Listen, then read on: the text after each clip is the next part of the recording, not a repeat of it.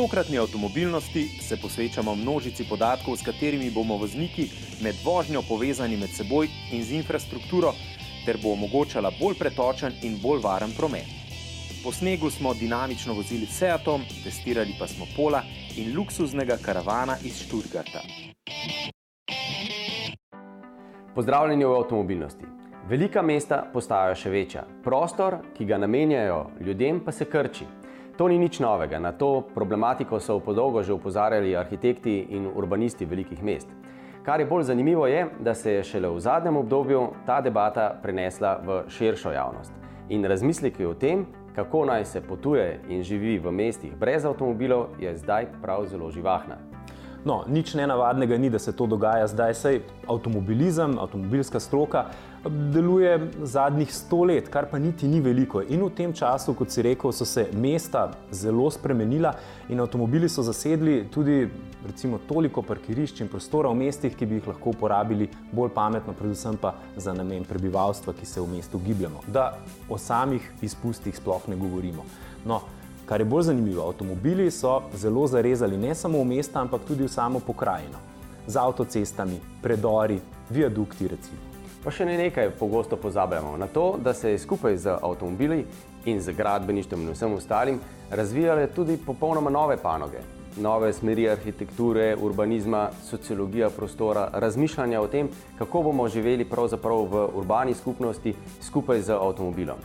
In prav zato je mogoče danes večji izziv bolj razmislek o tem, kako oblikovati velika mesta brez avtomobilov, ne pa toliko o tem, kako jih prilagoditi novim, recimo avtonomnim avtomobilom ali električnim avtomobilom. No, in to ni težava, s katerimi se soočajo samo vele mesta, ampak o tem se pogovarjamo tudi v Ljubljani. In še bolj lepo gre skupaj to, da se o tem pogovarjamo v mestu oblikovanja, ker avtomobili in promet na nek način oblikujejo tudi mesto. Zanimivimi sogovorniki iz različnih strok smo se pogovarjali o mestih, o prometu, o oblikovanju, o električnih avtomobilih, samovozečih vozilih in pa seveda tudi o podatkih, ki jih avtomobilnost s povezljivostjo tudi prinaša.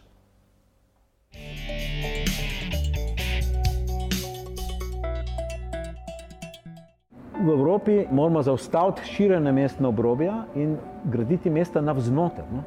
In v tem igra seveda mobilnost zelo pomembno, če ne ključno vlogo.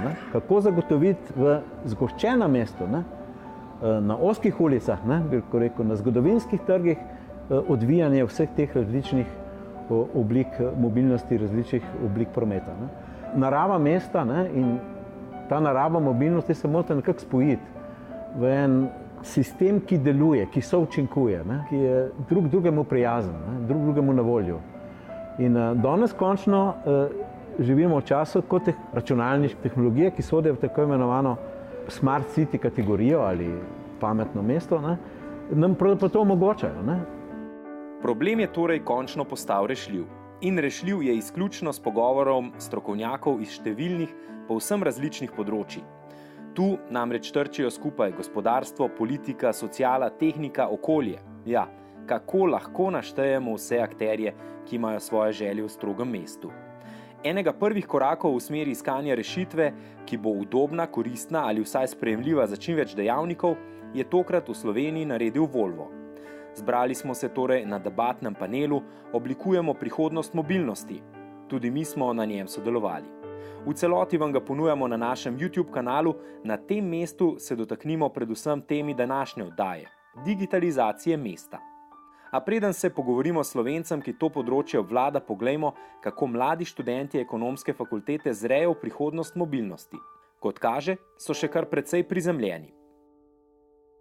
Večina mladih oziroma skoraj vsi si želijo postati lastniki električnega avtomobila, kar se verjetno navezuje na to, da mladi, ko razmišljajo o mobilnosti, močno mobilnost povezujejo z okoljem, z okoljsko problematiko. Drug zanimiv izsledek, kljub temu, da so mladi, še vedno je lastništvo avtomobila očitno pomemben dejavnik. Večina še vedno smatra, da lastniški avtomobil je nujen, si ga želijo, Mogoče v manjši meri določeni menijo, da ni nujno, da ga imajo, pa vendar zaradi okoliščin, ki so na slovenskem trgu, si tudi predstavljajo, da bodo imeli v prihodnosti ta lastniški avtomobil. Ne moremo reči, da niso naklonjeni multimodalnosti, načeloma so naklonjeni, pa vendar jo kombinirajo ob svojem avtomobilu. Mogoče tudi zaradi tega, ker so dejansko študente ekonomskih smeri, so v zvezi mogoče s carsharingom in podobnimi stvarmi vedno rekli, smo pripravljeni, seveda pa ob tem, da si želimo te stvari preračunati. Torej razmišljajo tudi o tem nekem stroškovnem ekonomskem vidiku. Na tej stopnji mladi še vedno niso pripravljeni oziroma ne razmišljajo toliko o avtonomnih vozilih. So seznanjeni s tem, določeni posamezniki bi se tudi v tem trenutku bili pripravljeni prepustiti avtonomni vožnji. Več je pa takšnih, ki še vedno imajo določene zadržke, predvsem moralne, etične, predvidevajo, da to verjetno bo nekdaj v prihodnosti, ampak čez 10 let oziroma mogoče še kasneje. Če smo v razmislekih o tem, kako se bodo oblikovala velika mesta, pa tudi taka manjša, kot je Ljubljana, še nekoliko bolj drzni, potem pa pravzaprav vemo, da govorimo o tako imenovanem problemu zadnje milje ali v našem metričnem sistemu zadnjega kilometra. Gre namreč za to, da ne moremo gledati mobilnosti znotraj mesta izolirano od vsega ostalega, se pravi intermobilnosti. Če hočemo, da bo problem zadnje milje, se pravi tistega trenutka, ko nekdo od drugje na hiter način, če se le da tudi ekološki, recimo s hitrimi vlaki, pride do središča mesta, od tam naprej ne sme več do svoje zadnje finalne destinacije priti drugače kot peš ali z nekim električnim, okoljskim, trajnostno oblikovanim prometom, ki izključuje avtomobile. Kar pomeni, da se tukaj vpletajo čisto nove tehnologije, predvsem upravljanje z velikimi količino podatkov. No in če gremo še malo bolj v samo prihodnost, ko bodo avtonomni avtomobili in mi s svojimi mobilnimi napravami te podatke pošiljali v oblak in tistim, ki jih bodo, upam, da pametno razporejali, bomo prišli do situacije, ko bodo avtonomni avtomobili nas zjutraj pripeljali v službo in potem odšli na nek parking, ki bo izven mesta. Tako ne bomo koristili prostora v samem mestu in bo lahko namenjen morda za kakšen park ali pa novo drevo.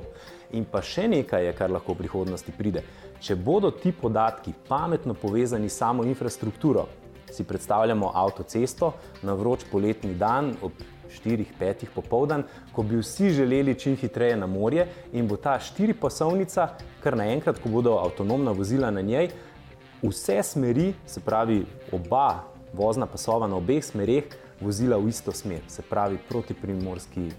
Recimo, ali pa da si predstavljamo mogoče izven okvirov avtoceste, da lahko ena navadna cesta, recimo iz Dravogradja proti Mariboru, v nekem trenutku, ko je upravljavcu z našimi podatki jasno, da večina ljudi, ki hoče v tistem trenutku iz Dravogradja proti Mariboru, da jih zgosti v en časovni pas in takrat, ko se oni usedejo v avtonomni avto, se bojo po obeh obstoječih pasovih peljali v Maribor in tako prišli veliko hitreje. Vsi tisti, ki bi pa takrat hoteli iz Maribora proti Dravogradu, bo pa z nekoliko zamika časovnega šli potem v drugo smer. Da bi bilo to seveda mogoče, pa pomeni, da v avtu ne bo volana, ne bo voznika, vozil bo avtonomno. No, in za vse skupaj pa je potrebno nekaj, čemu se reče po angleško big data. Da je v bistvu big data nek velik vir neizkoriščenih podatkov. Torej v vsakem trenutku zbiramo ogromne količine, preko vsakega mobilnega telefona, prek raznih drugih naprav, ki pošiljajo podatke v oblak. Vsi ti podatki se nekje zbirajo, ampak jih pa nažalost še ne obdelujemo in jih v bistvu še ne uporabljamo v namene, za katere bi jih lahko uporabljali. Torej lahko bi jih pa uporabljali v namene nekih novih aplikacij, v bistvu nekih novih storitev ali pa nekih novih produktov, ki bi končnemu uporabniku olajšalo vsakodnevno življenje. Koliko se pri vas dejansko že zavedate teh prihajajočih avtonomnih vozil, ki bodo morala komunicirati med seboj, tudi z infrastrukturo? Telekomunikacijska podjetja se v bistvu zavedajo tega, da bo potreba po prenosu podatkov oziroma po izmenjavi podatkov vedno večja. In to z vidika same količine, z vidika same hitrosti. Avtonomna vozila bodo zahtevala nekaj, kar trenutno še ni na trgu. Torej zahtevala bodo zelo hiter odzivni čas pri prenosu in izmenjavi nekih podatkov. Kako močno povezavo potrebuje avtonomno vozilo, povezano v sistem?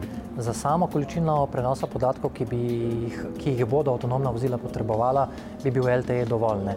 Ampak res se tukaj pojavlja večje vprašanje odzivnosti. Torej, ko bo neko sporočilo poslano, kakšen je ta čas iniciacije, da se sam podatek pošlje v splet oziroma v nek oblak. To je pa trenutno še ni na zadovoljivi ravni. Torej, če zdaj govorimo o nekaj 10 milisekundah reakcijskega časa, bomo mogli v primeru avtonomnih vozil govoriti o milisekundah. Kaj bo pomenilo, če omrežje pade? Lahko katastrofa v končni fazi. Ne, najverjetneje bodo v ozadju neki varnostni mehanizmi, ki bodo preklopili na nek varnostni način delovanja, torej domnevam, da ne bo nič prepuščeno naključju. Bo potrebno povezovanje tudi z vami kot operaterji z različnimi mesti, da bodo dovolili dostop do infrastrukture, parkirnimi mesti, polnilnicami, celotnim sistemom, ki bo zastal, konec koncev se bo poleg mobilnosti spreminjalo tudi okolje mesta, naše navade? Ja, seveda, in mogoče ne samo povezovanje mesta in pa telekomunikacijskih operaterjev, ampak v bistvu povezovanje telekomunikacijskih operaterjev z vsemi ponudniki neke vrste transportnih storitev. Ko bomo imeli na voljo različne načine transporta in jih bo treba med sabo kombinirati, ne? Torej, na eni strani bo kombiniranje avtonomne vožnje z avtom, potem bodo tudi neki javni prevozi, ali vlak, ali avtobusi, kolesa, neka manjša električna vozila za posamezno mesto in pa v končni fazi tudi sama pešpot. Te stvari bo treba med sabo povezovati. Ne? In tukaj je smiselno, da se podjetja povezujemo med sabo, ne samo zaradi same povezljivosti, ki jo telekomunikacijski operaterji nudimo, ampak tudi z vidika razvoja nekih novih aplikacij, nekih novih platform, ki bodo omogočale te storitve. Torej, neka enotna platforma bo morala različne ponudnike združevati v enotno ponudbo za končnega uporabnika, da bo ta zadeva za njega čim bolj preprosta in pa uporabna. In ko smo ravno pri varnosti, naj spomnimo, da bo digitalni nadzor nad mobilnostjo v resnici prinesel prav na tem področju najbolj ključne koristi. Na ravni Evropske unije zastoji povzročajo približno 1 milijardo socioekonomskih stroškov na dan. Je pa avtomatizirana vožnja bo prinesla veliko stvari skupaj z digitalizacijo. Pričakujemo veliki upad prometnih nesreč, s tem upad smrtnih žrtev, upad težko poškodovanih. Na drugi strani imamo eno veliko grupo naše družbe, ki sedaj je v bistvu odsotna iz vse te mobilnosti. To so starejši, invalidne osebe in v bistvu njim bo ta preskok tudi veliko pomenil, ker bodo sedaj lahko enakopraven del družbe.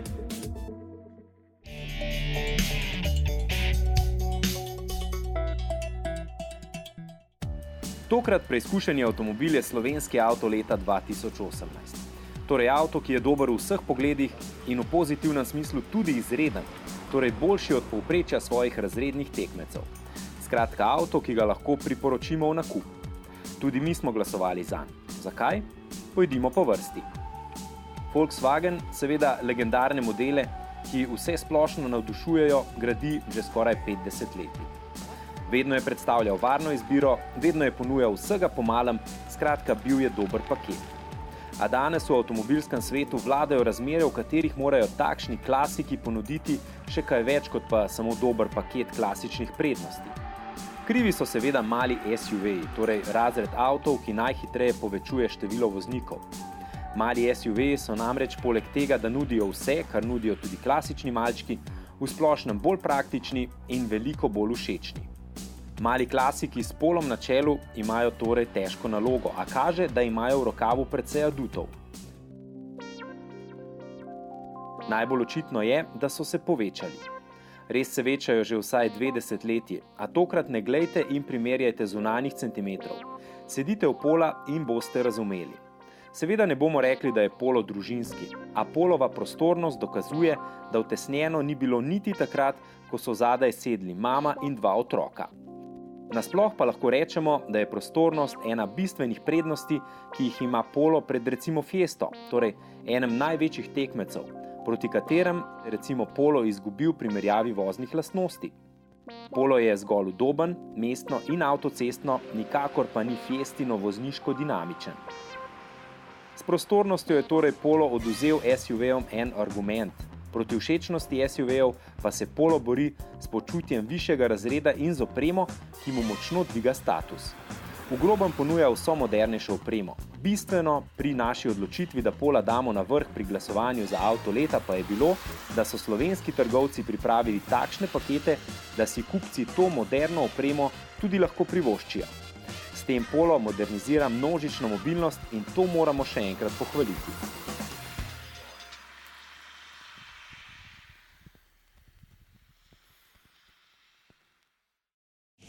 V nadaljevanju oddaje vam predstavimo praktičen dokaz, da sistem samodejnega zaviranja v sili učinkuje.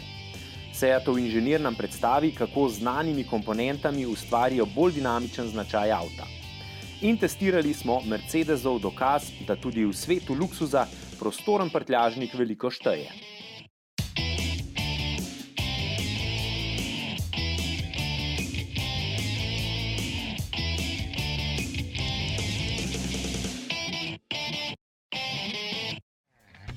V avtomobilnosti smo že definirali dinamično vožnjo in tudi povedali, da tudi dinamična pomeni, da je vožnja varna. V zimskih pogojih, ko zapade sneg in so pogoji malo težji, je dinamična vožnja nekaj povsem drugega. No in danes bomo v naslednjem prispevku videli oziroma iskali, kakšne so karakteristike in kakšna je dinamična vožnja pri štirikolesnem pogonu.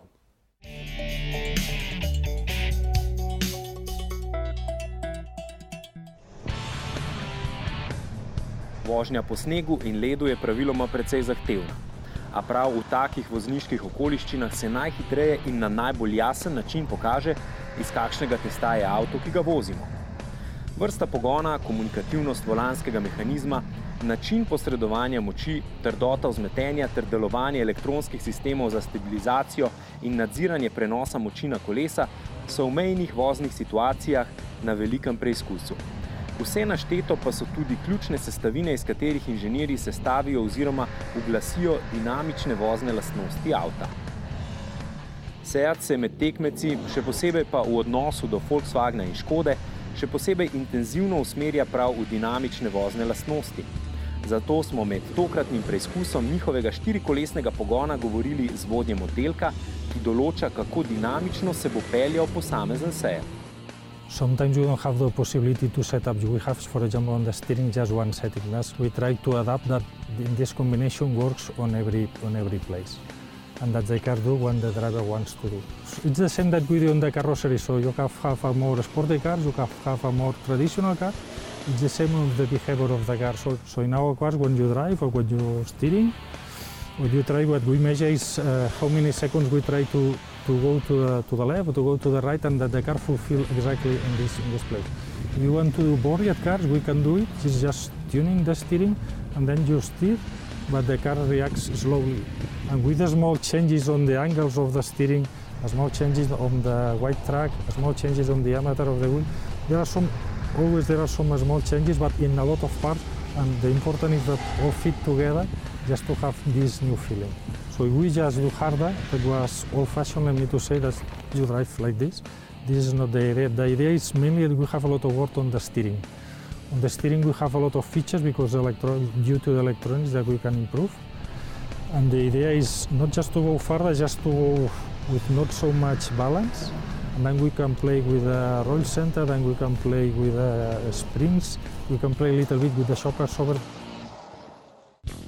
Na zasneženih avstrijskih travnikih pa smo se imeli priložnost pogovarjati z špansko legendo dirkanjem Jordijem, ki je pa bistveno več kot samo dirkač, je nekakšen šepetalec konjev. Tehnikom v tovarni zelo natančno razložiti, kaj je treba narediti z avtom, kako ga nastaviti, da avto postane resnično španski, dinamični, temperamenten izstrelek. Normally drivers, when they want to drive dynamically, tend to do a mistake, which is that tend to go into the corner too quick. When you get into the corner too quick, the inertia that the car has makes you really difficult to turn, difficult to steer, and difficult to keep the right line. It's very important to brake enough in order to have control when you steer, because the most important part of the corner is braking and turn for the first part. If you do that correctly, the rest you can be very fast and very safe. But if you do that not correctly, if you do mistake in this part, the rest of the corner is more dangerous and for sure slower as well.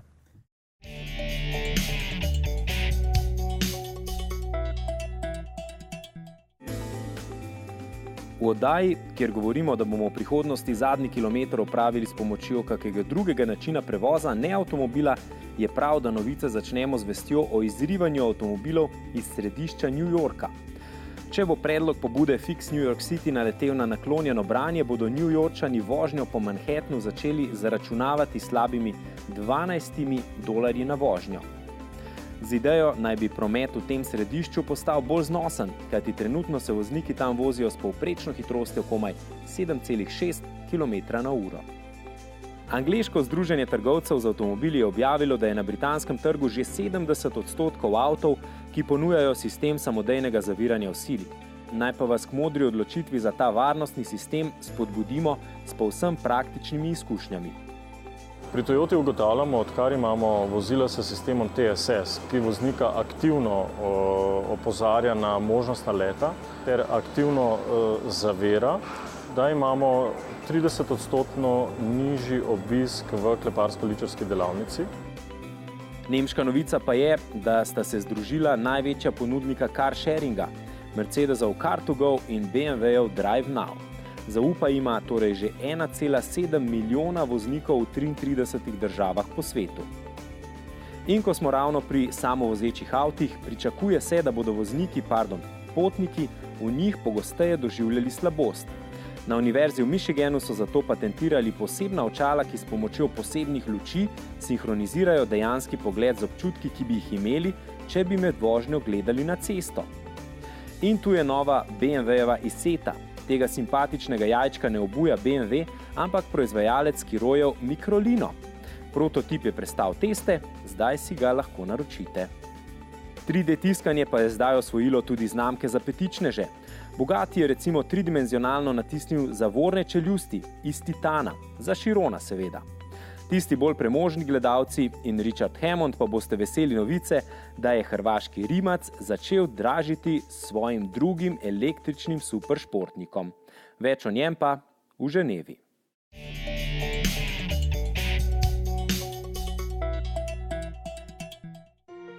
Da bi razumeli, kakšen je današnji največji Mercedesov karavan, se moramo najprej ozreti v njegovo zgodovino.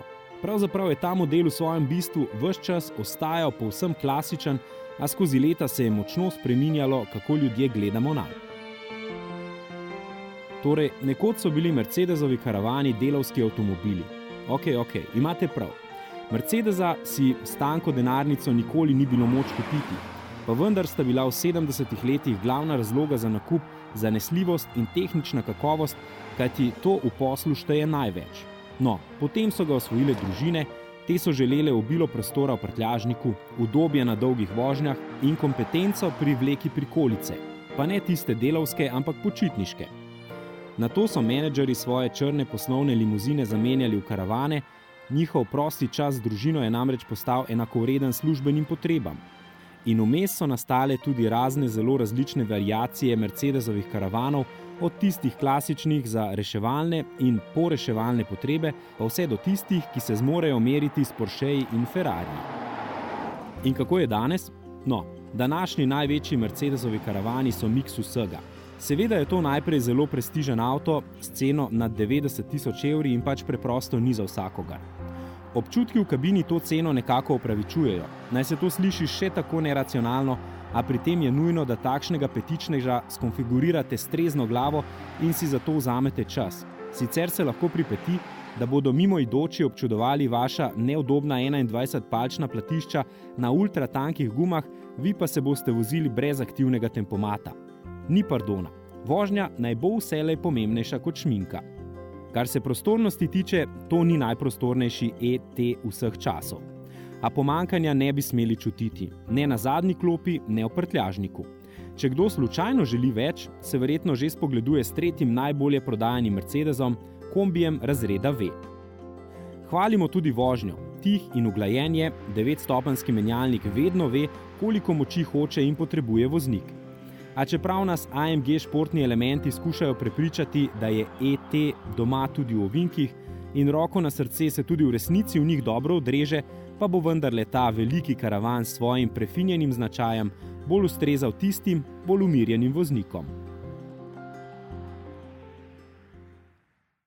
Če smo tokrat v oddaji govorili predvsem o tem, kako promet je ustvarjal mesta in kako se bo z novimi avtonomnimi avtomobili, s prihajajočo tehnologijo, z vso uporabo podatkov, ki jih sami pošiljamo v oblak in tistim, ki to nadzorujejo in seveda tudi infrastrukturi, mesto ustvarjajo in prilagajalo, pa bomo morda v prihodnosti bolj gledali ne zgolj na ceste, ampak tudi nekam bolj gor, v zrak. Kot smo lahko videli že v prejšnji oddaji, se je na CES-u, ki je posvečen predvsem elektroniki in zdaj tudi avtomobilom in dronom, droni so tam pokazali, kaj že opravljajo, rešujejo življenja, opravljajo že veliko storitvenih dejavnosti in v prihodnosti jim bo prostor še bolj odmerjen. Kaj to pravzaprav pomeni, ko razmišljamo o sodobnih mestih?